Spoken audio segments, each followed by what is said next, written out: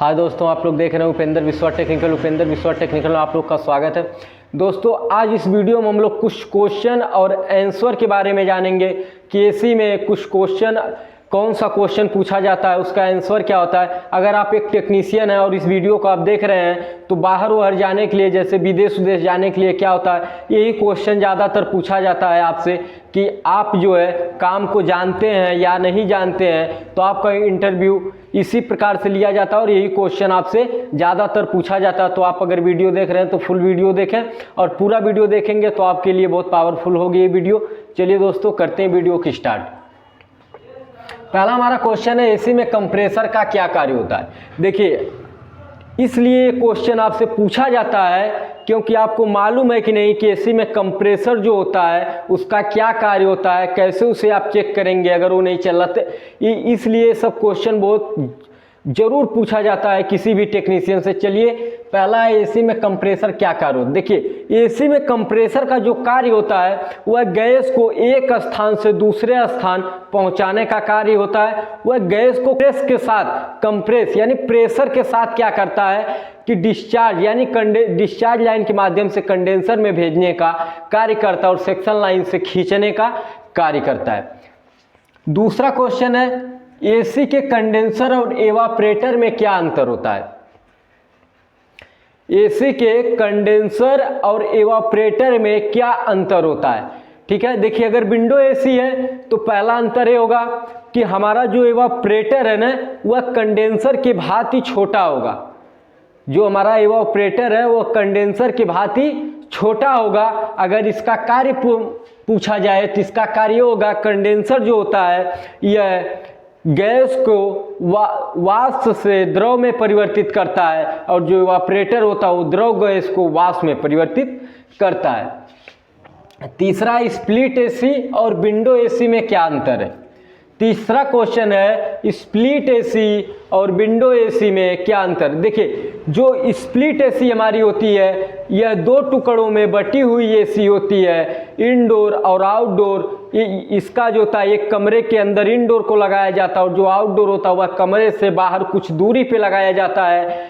उसका जो गैस का कनेक्शन होता है वह पाइप के द्वारा किया जाता है और इलेक्ट्रिक का जो कनेक्शन होता है वह वायर के द्वारा किया जाता है। और जो विंडो एसी हमारी होती है यह एक आयताकार एसी होती है, एक बॉक्से टाइप की एसी यह होती है और इसको खिड़की पे या दीवार को काट कर दीवार में इसको लगाया जाता है। चलिए, चौथा क्वेश्चन हमारा, एसी में प्रयोग होने वाली गैस, एसी में प्रयोग होने वाली गैस R32 R410A का क्या PSI होता है। तो देखिए, मैं आपको ये बता दूं कि जो R32 गैस होती है इसकी जो रनिंग PSI होती है यह 120 से 135 PSI होती है। जो इसकी रनिंग PSI होती है 120 से 135 PSI होती है और जो स्टार्टिंग PSI होती है यह 250 से 260 PSI होती है। और जो R410 का रनिंग PSI होता है यह 120 से 150 PSI होता है और जो स्टार्टिंग PSI होती है 260 से 270 PSI होता है। अगला हमारा क्वेश्चन है 5 नंबर। अगला हमारा क्वेश्चन, विंडो एसी में कौन सा फिल्टर का प्रयोग किया जाता है। जो हमारी विंडो एसी होती है इसमें एक फिल्टर लगता है, उस फिल्टर क्या नाम होता है। विंडो एसी में कौन सा फिल्टर का प्रयोग किया जाता है। तो देखिए, जो विंडो एसी में फिल्टर का प्रयोग किया जाता है वह स्टेनर फिल्टर होता है और वह सादा फिल्टर होता है। उसमें कोई गोली वगैरह नहीं होती है, वह केवल उसके अंदर जाली होती है, वही जाली गैस को छानने का कार्य करती है। और आप लोग से मैं एक क्वेश्चन कर रहा हूं, अगर आप वीडियो देख रहे हैं कमेंट में जरूर बताइएगा, अगर एसी में या फ्रिज में फिल्टर को न लगाया जाए तो क्या फिल्टर एसी कूलिंग करेगी, फ्रिज कूलिंग करेगी अगर फिल्टर को न लगाया जाए तो। और अगला हमारा क्वेश्चन है 6 नंबर, एसी कितने वोल्ट पर कार्य करती है। जो हमारी एसी होती है यह कितने वोल्टेज पर कार्य करती है। देखिए, जो हमारी एसी होती है यह 220 वोल्टेज पर, यह 220 वोल्टेज पर कार्य करती है एसी के सप्लाई से। चलिए, 7वां क्वेश्चन हमारा है, एसी के कंप्रेसर में कितने प्रकार की बैंडिंग की जाती है। देखिए जो एसी का कंप्रेसर होता है, अगर नॉन इन्वर्टर कंप्रेसर है तो उसमें दो प्रकार की बैंडिंग की जाती है, एक स्टार्टिंग बैंडिंग और एक रनिंग बैंडिंग। 8वां क्वेश्चन, एसी में गैस न हो तो एसी में गैस न हो तो एसी कितना एम्पीयर लेती है। यानी कि एसी में अगर गैस नहीं है तो एसी कितना एम्पीयर लेगी। ठीक है, तो देखिए अगर एसी में गैस नहीं है तो एसी जो है 1 एम्पीयर से 2 एम्पीयर तक लेती है।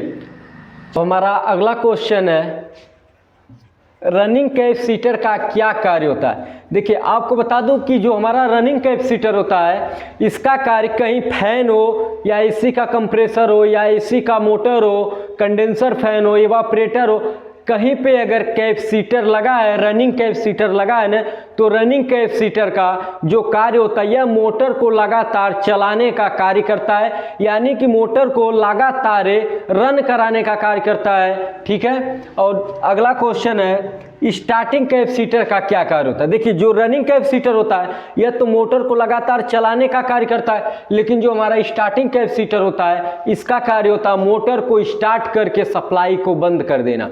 यानी कि स्टार्टिंग कैपेसिटर कार्य होता है कोई भी मोटर हो केवल उसको स्टार्ट करने का, वह स्टार्ट किया और उसका सप्लाई जो था वह कट गया, और रनिंग जो कैपेसिटर होगा वह मोटर को लगातार चलाने का कार्य करेगा। तो दोस्तों आप लोगों को आज 10 क्वेश्चन पूरा कंफर्म हो गया होगा कि इस क्वेश्चन में क्या आंसर होता है। तो अगर आप वीडियो को देखें, अगर भूल सकते हैं तो एक कलम और एक कॉपी को लेकर आप इसको नोट्स कर सकते हैं। तो दोस्तों आप लोग को अगर वीडियो अच्छी लगी हो तो कमेंट जरूर करके बताना और हमारे वीडियो को लाइक ज़रूर करना। फिर मिलते हैं दोस्तों।